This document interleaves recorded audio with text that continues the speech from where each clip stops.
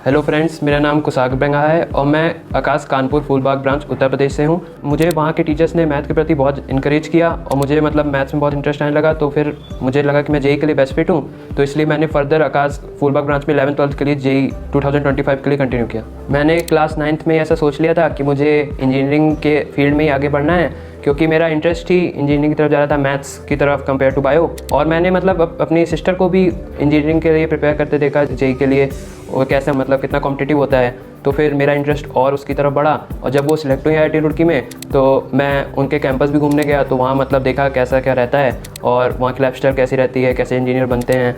और जब वो अच्छी इंजीनियर बन गई, फिर उसके बाद उनकी लाइफस्टाइल देखता हूँ तो उनसे मुझे बहुत मोटिवेशन आया। इसलिए मैंने इंजीनियरिंग के फील्ड में आगे बढ़ने का सोचा। मेरी प्रिपरेशन स्ट्रेटजी ऐसी थी कि मैं कोई भी कोशिश करता था कि मैं कोई भी क्लास मिस ना करूँ, और अगर वो कोई क्लास मिस भी हो जाती थी तो अगले दिन सर लोगों से बात कर लेते थे उस टॉपिक्स के लिए जो छूट गए हैं, कि वो टॉपिक कवर हो जाए। और अगर क्लास में जैसे कोई टॉपिक हो गया है तो उसे घर जाके एक बार उसके नोट्स वगैरह मॉड्यूल वगैरह देख लेता था। और फिर कोई एक्स्ट्रा बुक पढ़नी होती थी जैसे NCERT वगैरह, तो उसे देख लेता था और उसके बाद क्वेश्चन प्रैक्टिस कर लेता था टारगेट से या किसी रेफरेंस बुक से। और जो भी टेस्ट वगैरह होते थे वो मैं रेगुलरली देता था और उसका रेगुलर एनालिसिस करता था। और जो डाउट्स वगैरह होते थे वो मैं रेगुलरली सर से कंसल्ट कर लेता था, और या तो मैं फिजिकली पूछ लूँ या फिर उसके बाद व्हाट्सएप वगैरह से भी भेज के मैं पूरे डाउट कोशिश करता था क्लियर रहें, कोई बैकलॉग ना बने। हर किसी की जर्नी में अप्स एंड डाउन्स रहते हैं, तो मेरा भी एक बात था कि मेरे कंटिन्यूसली टेस्ट में लो मार्क्स आ रहे थे। तो फिर मैंने उन पर्टिकुलर टीचर से पेपर को लेकर बात की कि ऐसा क्यों हो रहा है, क्योंकि मुझे समझ में नहीं आ रहा था कि कैसे कम मार्क्स आ रहे हैं। तो फिर टीचर्स ने मेरी पेपर एनालाइज करने में हेल्प करी, जिससे फिर मैंने फर्दर वो मिस्टेक्स ना करने की कोशिश की और मेरा फिर वहाँ से लो फेस से मैं इम्प्रूवमेंट हुआ, डेवलपमेंट हुआ, जिससे मेरा आगे जेई में भी रिजल्ट अच्छा है। मेरी सक्सेस में टीचर्स का एक बहुत ही बड़ा रोल रहा है, क्योंकि उन्होंने मुझे एक सही डायरेक्शन, सही पाथ प्रोवाइड किया, जिस पे चल के मैं अपने अंदर इम्प्रूवमेंट ला पाया। और जैसे उन्होंने मेरे बहुत ही प्रॉपर्ली डाउट्स क्लियर किए, सारा कंटेंट प्रोवाइड किया। और फिर मुझे अगर कोई एक्स्ट्रा ऐसे डाउट होता था तो मैं घर से ही मैसेज कर देता, कॉल कर देता था, तो मेरे डाउट सारे क्लियर हो जाते थे।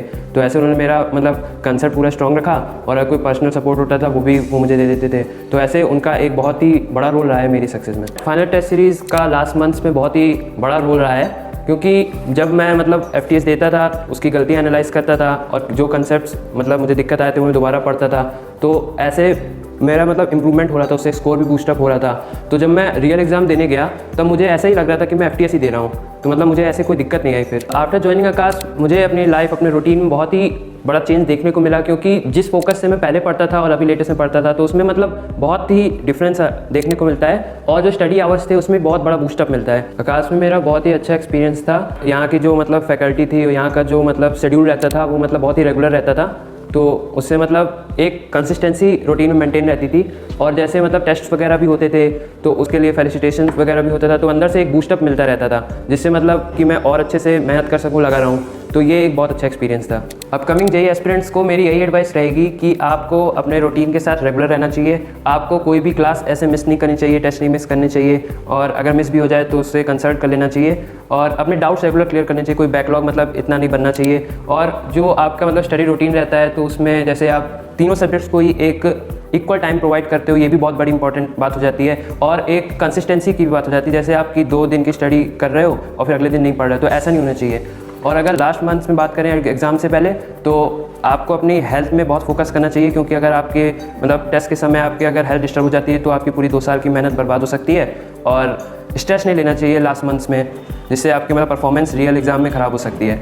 All the best, thank you.